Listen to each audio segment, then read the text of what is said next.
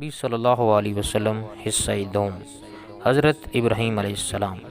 حضرت ابراہیم علیہ السلام عراق کے شہر اور کے باشندے تھے۔ نبوت کے بعد آپ علیہ السلام نے پہلے ایران اور پھر فلسطین میں اقامت فرما کر لوگوں کو اسلام کی دعوت دینا شروع کی۔ پھر مصر تشریف لے گئے تو فرعون مصر حضرت سارہ کو دیکھ کر بدنیت ہو گیا اور انہیں اپنے دربار عام میں طلب کیا۔ اس کی بدنیتی کو محسوس کر کے حضرت سارہ نے اللہ تعالیٰ سے اپنی عزت و آبرو کی حفاظت کی دعا کی۔ دعا کے نتیجے میں فرعون غیبی طور پر ایسی گرفت میں آ گیا، ہاتھ پاؤں مارنے اور چیخنے لگا۔ وہ حادثے کی نوعیت سمجھ گیا۔ حضرت سارہ اللہ تعالیٰ کی نہایت خاص اور مقرب عورت تھیں۔ وہ ان کی خصوصیات سے اتنا متاثر ہوا کہ اپنی بھتیجی ہاجرہ کو ان کی خدمت میں دے دیا۔ بعد میں حضرت سارہ نے حضرت ہاجرہ کو حضرت ابراہیم علیہ السلام کی زوجیت میں دے دیا۔ حضرت ابراہیم علیہ السلام حضرت سارہ اور حضرت ہاجرہ کے ہمراہ فلسطین تشریف لائے۔ فلسطین میں حضرت ہاجرہ کے بطن سے اللہ تعالیٰ نے حضرت ابراہیم علیہ السلام کو ایک خوبصورت فرزند حضرت اسماعیل علیہ السلام عطا فرمائے، جبکہ حضرت سارہ نے ابھی تک کوئی اولاد نہ تھی۔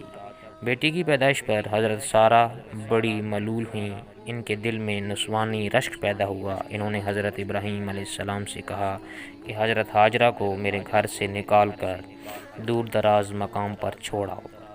حضرت ابراہیم علیہ السلام بڑے متفکر حاضر ہوئے، مگر اسی دوران حکم الہی آ گیا کہ حضرت سارہ علیہ السلام جو کہتی ہیں وہ کرو۔ حضرت ابراہیم علیہ السلام نے ماں بیٹے یعنی حضرت ہاجرہ اور حضرت اسماعیل علیہ السلام کو ایک اونٹ پر سوار کیا اور دوسری اونٹ پر خود بیٹھ کر سفر ہوئے اور چلتے چلتے اس جگہ پہنچے جہاں اب خانہ کعبہ ہے۔ ابراہیم علیہ السلام نے کچھ کھجوریں اور کچھ پانی انہیں دیا اور حضرت ہاجرہ کو فرمایا تم یہاں ٹھہرو۔ حضرت ہاجرہ نے کہا آپ ماں بیٹے دور دراز ہمیں چھوڑ کر کہاں جا رہے ہیں؟ آپ علیہ السلام خاموش ہو گئے۔ حضرت ہاجرہ نے پھر سوال کیا، آپ علیہ السلام پھر خاموش رہے۔ حضرت ہاجرہ نے پوچھا کیا یہ اللہ تعالیٰ کی طرف سے حکم ہے؟ تو حضرت ابراہیم علیہ السلام نے سر ہلا دیا اور فرمایا امرنی ربی۔ تو حضرت ہاجرہ بخوشی اس مقام پر راضی ہو گئیں۔ پھر آپ علیہ السلام آنسو بہاتے ہوئے واپس فلسطین روانہ ہو گئے۔ جس جگہ حضرت ابراہیم علیہ السلام نے ماں بیٹے کو چھوڑا تھا وہاں ایک بہت بڑا درخت تھا۔ اس کے علاوہ وہاں نہ کوئی آبادی تھی نہ کوئی آدمزاد۔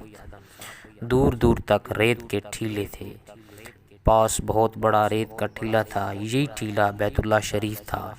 بارش ہوتی تو پانی کا رخ اس طرف سے گزر کر جاتا، ریت کے اس ٹیلے کو کوئی نقصان نہ ہوا۔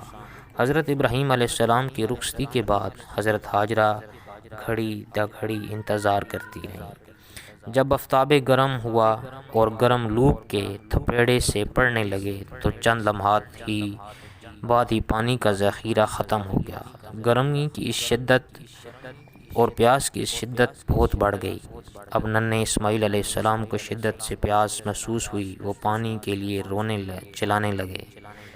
ممتا کی ماری ماں کو بیٹی کی پیاس نے پریشان کر دیا۔ ادھر ادھر نگاہ دوڑائی کہ شاید کہیں پانی نظر آ جائے، مگر سوائے ریت اور گرم ہوا کے کوئی چیز نظر نہ آئی۔ ادھر بچہ پیاس کی شدت سے نڈھال تھا۔ وہ بچی کی شدت پیاس اور بے تابی کو دیکھ کر قریبی پہاڑ کی طرف دوڑیں اور اس کی چوٹی پر چڑھ کر پانی کے لیے نظر دوڑانے لگیں، مگر پانی نظر نہ آیا تو دوسری پہاڑی کی طرف دوڑیں کہ شاید وہاں سے کہیں پانی نظر آ جائے۔ یہ دونوں پہاڑیاں صفا مروہ تھیں۔ پانی کی تلاش میں آپ صفا مروہ کے درمیان 7 مرتبہ دوڑیں لیکن پانی نظر نہ آیا۔ اللہ تعالیٰ کی ممتا کی یہ دوڑیں اتنی پیاری لگیں کہ اس بھاگ دوڑ کو حج کا ایک رکن بنا دیا۔ چنانچہ ہر حاجی دوران حج سنت حضرت ہاجرہ علیہ السلام پر عمل کرتے ہوئے صفا مروہ کے درمیان 7 مرتبہ دوڑیں لگاتا ہے، اور حاجیوں پر قیامت تک سنت ہاجرہ رضی اللہ تعالیٰ عنہ کی ادائیگی جاری رہے گی۔ حاجرہ علیہ السلام نے حضرت اسماعیل علیہ السلام کو جس جگہ لٹکا کر صفا مروہ کی طرف دوڑیں لگائی تھیں، واپسی پر حضرت اسماعیل علیہ السلام کو آ کر دیکھا کہ حضرت اسماعیل علیہ السلام شدت پیاس سے جس زمین پر ایڑیاں رگڑ رہے تھے، اس جگہ پر اللہ تعالیٰ کے حکم سے پانی کا ایک چشمہ جاری ہوا جو اب تک جاری ہے اور قیامت تک جاری رہے گا، جس کا نام آب زمزم ہے۔ حضرت حاجرہ پانی کو دیکھ کر بہت خوش ہوئیں، خدا کا شکر بجا لائیں، پانی بچے کو پلایا اور خود بھی پیا اور فرمایا زمزم یعنی ٹھہر جا۔ پھر مٹی کے پتھر لا کر چاروں طرف سے اس پانی کو بند کر دیا تاکہ زیادہ نہ پھیلا جائے۔ ایک روایت ہے کہ اگر حضرت اماں ہاجرہ پانی بند نہ کرتیں تو وہ بہت بڑا چشمہ ہوتا، مکہ معظمہ کی تمام حدود تک قیامت تک جاری رہتا۔ جس جگہ دونوں ماں اور بیٹا حضرت اسماعیل علیہ السلام تشریف فرما تھے، اس جگہ کچھ دور ایک قدیمی گزرگاہ تھی۔ ایک قافلہ وہاں سے گزر رہا تھا۔ قافلے والوں نے ایک جگہ سے پرندے اڑتے ہوئے دیکھے تو انہوں نے قیاس کیا کہ ضرور وہاں کوئی پانی کا چشمہ ہے۔ جب وہ قافلہ گزرگاہ کو چھوڑ کر اس جگہ کی طرف روانہ ہوا تو انہوں نے بہت دور سے ایک عورت کو دیکھا جو بچے کو گود میں لیے بیٹھی ہے۔ اس کے ساتھ ہی چشمے کا پانی دیکھا، وہ بہت حیران ہوئے۔ بقول ان کے وہ اکثر اس گزرگاہ سے گزرتے رہتے تھے اور اس سے پہلے انہوں نے وہاں کوئی پانی کا نشان تک نہ پایا تھا۔ اسی تعجب اور حیرانگی میں وہ حضرت حاجرہ کے پاس گئے اور انہوں سے کہنے لگے، کون ہو اور کس طرح اس آب و گیا صحرا میں کہاں سے پہنچی ہو اور کیوں بیٹھی ہو؟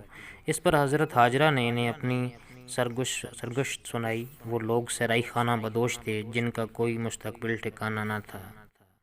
قبیلے نے وہاں پہ اپنے خیمے نصب کیے اور اونٹوں اور بکریوں کو چرنے کے لیے صحرا میں چھوڑ دیا گیا۔ آہستہ آہستہ آبادی بڑھتی گئی اور اس جگہ کا نام بقا رکھا گیا جو بعد میں مکہ مکرمہ ہوا۔ زبور میں ہے کہ بقا کی وادی سے گزرتے ہوئے اسے ایک کنواں بتاتے اور قوت سے قوت تک ترقی کرتے چلے جاتے۔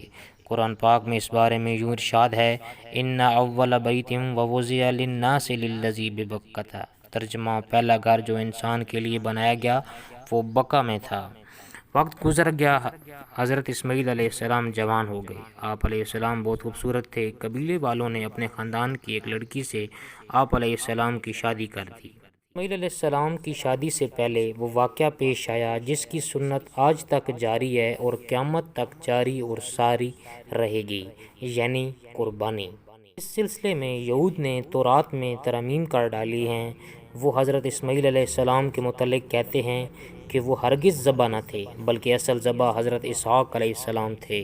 یہود نے تورات میں ترمیم کر ڈالی مگر اس کے باوجود اصل حقائق کے عناصر ابھی بھی تورات میں موجود ہیں۔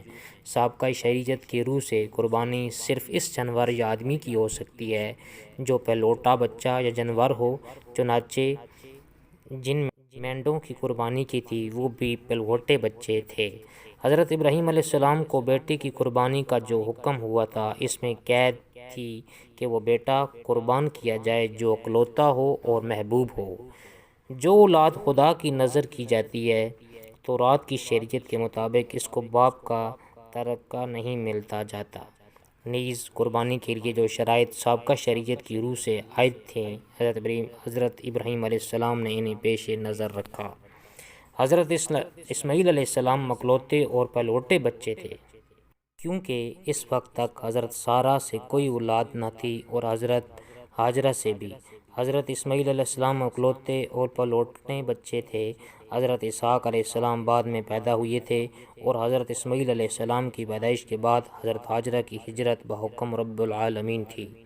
حضرت اسحاق علیہ السلام کو حضرت ابراہیم علیہ السلام نے اپنا تمام ترکہ دیا جبکہ حضرت اسماعیل علیہ السلام کو کچھ کھجوریں اور مشکیزے میں تھوڑا سا پانی دیا، یعنی ترکے میں حضرت اسماعیل علیہ السلام کو کچھ نہ دیا۔ حضرت اسماعیل علیہ السلام کے خاندان میں مدت تک یہ رسم قائم رہی کہ لوگوں کے سر کے بال نہیں منڈواتے تھے اور یہی وجہ تھی کہ دوران حج احرام اتارنے تک بال نہیں منڈوائے جاتے۔